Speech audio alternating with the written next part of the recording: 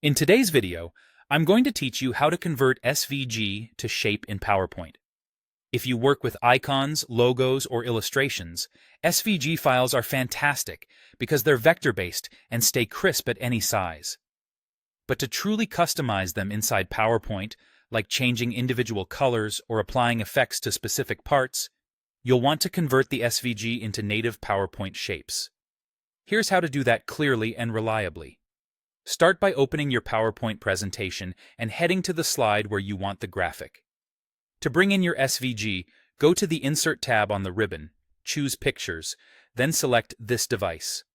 In the File Picker, browse to your SVG file, select it, and click Insert. You'll see the SVG appear on your slide. At this stage, it's still a single SVG object, which is great for resizing cleanly. If you need to scale it, drag a corner handle to keep the proportions looking correct. Next, click once to select the SVG on the slide. When it's selected, a contextual tab appears on the ribbon called Graphics Format.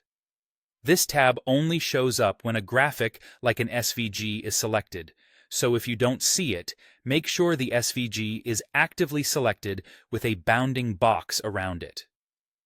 With the SVG selected and the Graphics Format tab open, look for the option labeled Convert to Shape. Click it. If you prefer using the right-click menu, you can also right-click the SVG directly on the slide and choose Convert to Shape from there. PowerPoint may take a moment to process the conversion, and in some versions you might see a quick confirmation. This is normal. After conversion, the SVG becomes a set of editable shapes that PowerPoint treats like native drawing objects.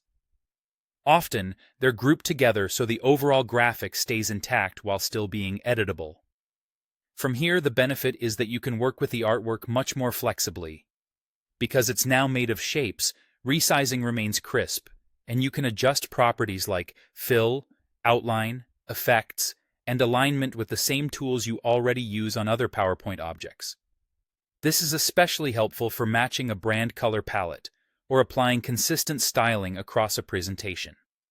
If you don't see Convert to Shape, double-check that the file is truly an SVG and that you have a recent version of PowerPoint that supports this feature. Also, after converting, it's a good idea to give the graphic a quick visual check to ensure all details look as expected. And that's it. Insert the SVG, select it, open Graphics Format, and choose Convert to Shape. Simple, fast, and perfect for deeper customization.